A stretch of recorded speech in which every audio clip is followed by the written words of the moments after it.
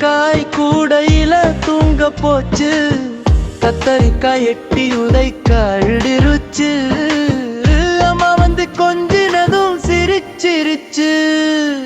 தக்காளி மாமாவும் கோபப்பட்டு வந்தா, கத்தரிக்காய் இங்க என்ன நடக்குது என்றா. தக்காளி மாமா சிரிச்சுக்கிட்டு கொஞ்சினரா.